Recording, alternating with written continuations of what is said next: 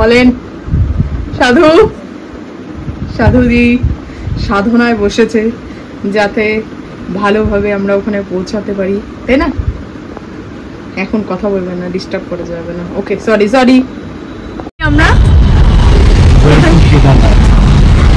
অনেক দিনের স্বপ্ন ছিল, বাট জানি না এত তাড়াতাড়ি মানে পূরণ হয়ে যাবে, বুঝতে পারিনি। তো যাই হোক, সাডেনলি প্ল্যান, একদিনের প্ল্যান। বলো জয় কেদারনাথ। বলো বলো কিছু বলো। ফাইনালি আমরা যাচ্ছি কেদারনাথ। হ্যাঁ, এতটুকুই তো এটা। তাহলে আমাদের সবার লাগেজ, হ্যাঁ, আরেকটা লাগেজ পেন্ডিং আছে। আরে দুটো আছে। এটা ওয়েট বেশি হয়ে যাবে। তুই সিটে নিয়ে বসে যাস। আরে সিটে নিয়ে নিও।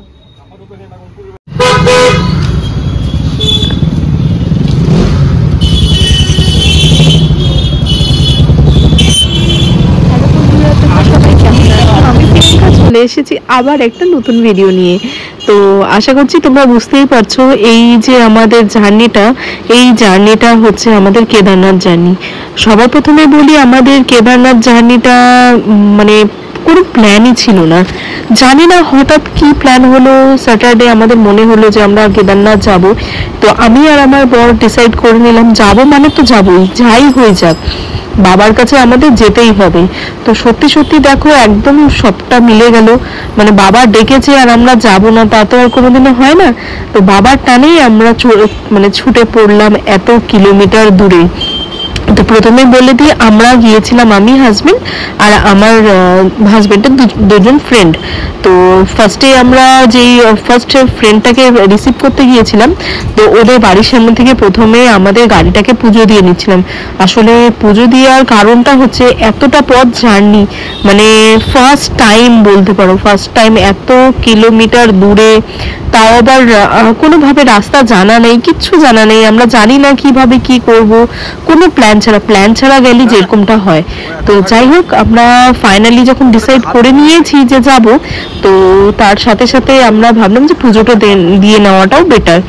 তো তার সাথে আরেকটা কথা বলি, যে আমরা যে এখানে যাচ্ছি তার সাথে সাথে দেখো অঙ্কুরও চলে এসেছে। অঙ্কুর একদম খুশি, মানে পুরো যাওয়ার জন্য রেডি। তো আমাদের এক্সাইটমেন্টটা একটু আলাদা রকমই ছিল, মানে কেদারনাথ বলতে পারো সবার মনেরই একটা মানে স্বপ্ন, তাই না? ঠিক আমরাও সেরকম স্বপ্ন দেখেছিলাম, বাট এত তাড়াতাড়ি যে পূরণ হবে সেটা কখনো ভাবিনি। তো এখানে ফাইনালি আমরা সব ব্যাগ ট্যাগ গুছিয়ে নিয়ে এখন মানে ফাইনাল রওনা হতে চলেছি। মানে কি বলবো, আমি তোমাদের বোঝাতে পারবো না, বাট সত্যি কথা বলতে এত ভালো লাগছিল, মানে বুঝতে পারিনি যে এত তাড়াতাড়ি স্বপ্নটা পূরণ হয়ে যাবে। তার সাথে সাথে তোমাদের আরেকটা কথা বলে রাখি, যে কেদারনাথ জার্নিটা বলতে পারো মানে টোটালি আমার হাজবেন্ডের প্ল্যান ছিল, মানে প্ল্যান বলতে ওয়ান ডে প্ল্যান। তো আমরা যে তিনজন আছি আমরা কিন্তু গাড়ি চালাতে পারি না, আমরা কেউই পারি না। তো এতটা কিলোমিটার দূর, এত দূরের রাস্তা, রাত্রেবেলা মানে ট্রাভেলিং করা মানে কতটা কষ্টকর হতে পারে, মানে বুঝতেই পারছো। তো আমরা এখানে যে মানে জাস্ট এটা ঘোষপুকুর পার করে নিয়ে তারপর একটা জায়গায় দাঁড়িয়ে আমরা খাওয়া দাওয়া করেছিলাম। তো তারপর বলি যে এখানে পুরো ড্রাইভটা আমার হাজবেন্ড করেছিল, মানে কি বলবো, ও সত্যি ওর ফার্স্ট টাইম এত লং জার্নি। তো যদি ওকে মানে ড্রাইভিং এর জন্য স্কোর দেওয়া যায় 100 মানে যদি মার্কস হয়, আমি বলবো ওকে 150 মার্কস দেওয়া উচিত। সত্যি বলতে ওর এত পেশেন্ট আর এত ভালোভাবে সুস্থভাবে আমরা এত সুন্দরভাবে গাড়ি চালিয়ে গেছি, মানে কি বলবো, আমার কিছু বলার শব্দ নেই। আর আগামী দিনে যারা যাবেন আমি তাদের উদ্দেশ্যে বলি যে আপনারা যখন যাবেন প্রি প্ল্যানিং করে যাবেন।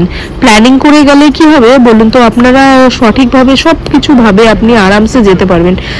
অ্যাকচুয়ালি আমার বলার কারণ এখান থেকেই আমাদের হয়ে গিয়েছিল গড়বড়।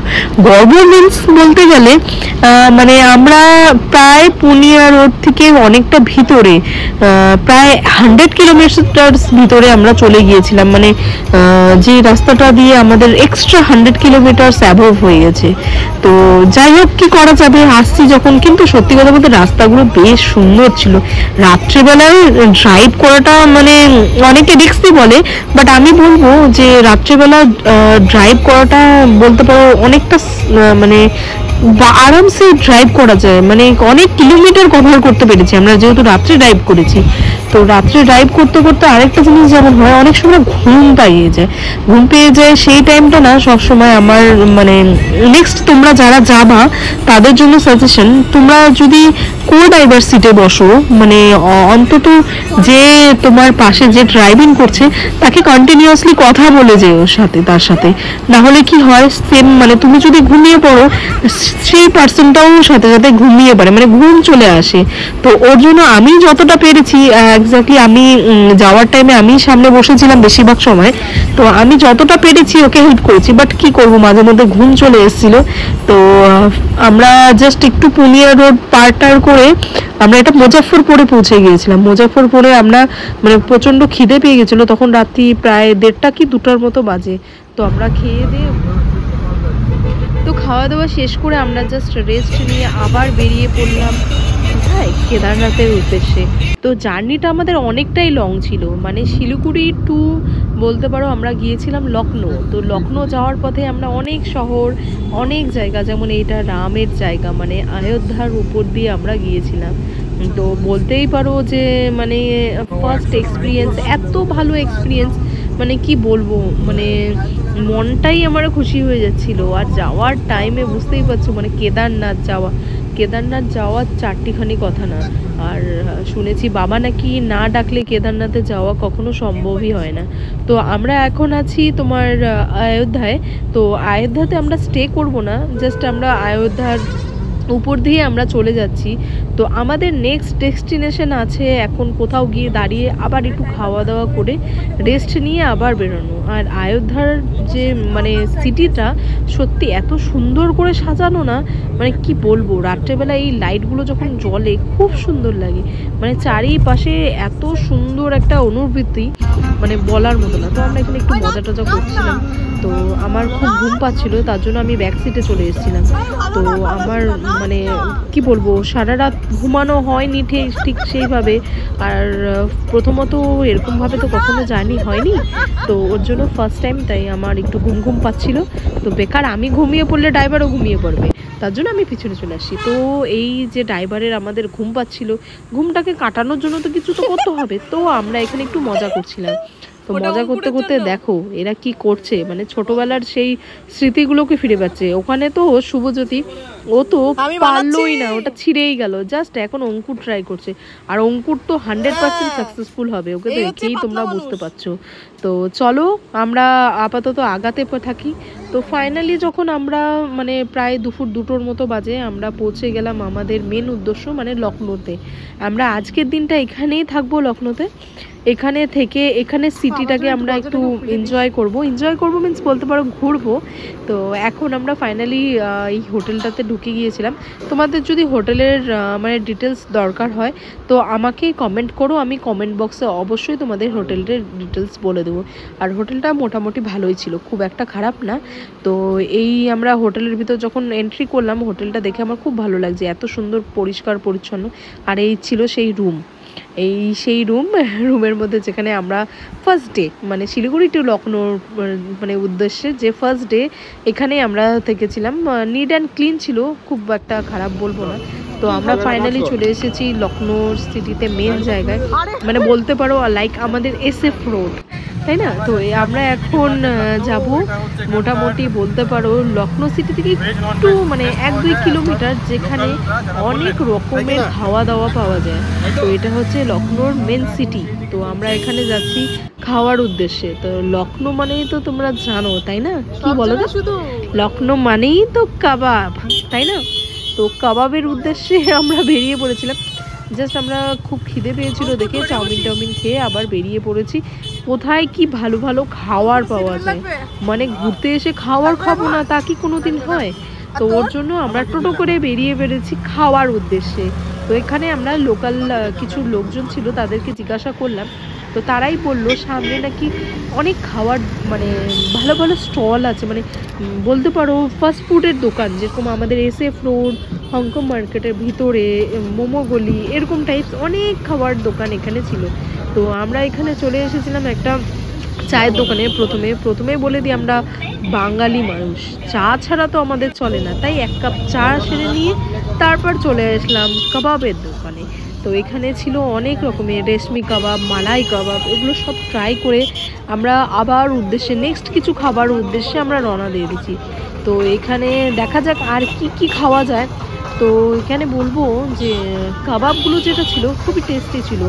আমরা একটা খেয়েছিলাম কি নাগিন কাবাব, আর আরেকটা খেয়েছিলাম ওটা ছিল মানে ভেজ মশলা টাইপের কাবাব, আর একটা ছিল তোমার কি যেন মালাই কাবাব। হ্যাঁ, মালাই কাবাব, ওই মালাই কাবাবটাই আমার বেশি ভালো লেগেছে। আর এখানে এসে এতটা গরম না, আমরা গরম সহ্য করতে পারছিলাম মানে অন্য জায়গায় আমরা যেমন শিলিগুড়ির ওয়েদার আর এর ওয়েদারটা একটু ডিফারেন্ট, মানে এমন একটা বিচ্ছিরি গরম মানে বলে বোঝাতে পারবো না। তারপর আমরা চলে এসেছিলাম শর্মা খেতে। তো এখানে শর্মাটা একটু আলাদা রকম, কিরকম চ্যাপটা চ্যাপটা পাতলা পাতলা রুটির মতো দিয়ে বানিয়েছিল, বাট টেস্টি ছিল, খারাপ না, বাট অনেকটাই টেস্টি ছিল।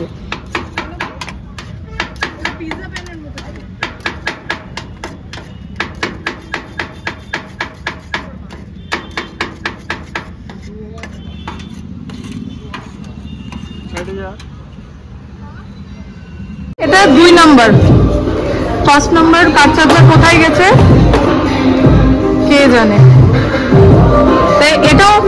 এটাও ঠিক করে থাকবে তো? হ্যাঁ, থাকা উচিত। এটা একটা বেনিফিট আছে, USB এবং USB-C দুটোই আছে। তো আমাদের এখন দুটোই দরকার পড়ে। USB-C সবচেয়ে বড় ব্যাপার 28 ওয়াটের, এটা আমাদের কাজে লাগে। যেহেতু আমরা এতদূর ট্রাভেল করে আসলাম, সেরকম অপশন উপরে যাবো, উপরে কাগজগুলো করা যায়, তো এটা খুব প্রয়োজন। যাচ্ছি হোটেলের উদ্দেশ্যে। না নামটা কি জানো? জায়গাটা আমরা যেখানে আসছি জানি না, ভুলে গেছি। না, তুই যেখানে আসছিলি बनारस। তুই কি বলিস ওটাকে? বেনারস। না, তুই কি বলিস? বেনারস।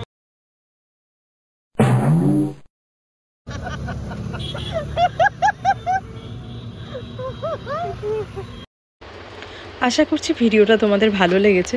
ভালো লেগে থাকলে একটা সাবস্ক্রাইব আর লাইক নিশ্চয়ই করে দিও।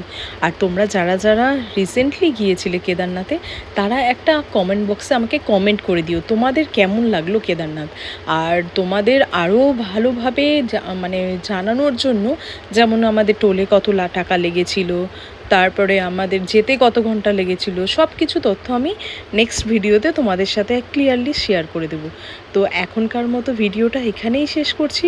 ভালো থেকো, সুস্থ থেকো, টাটা, বাই বাই।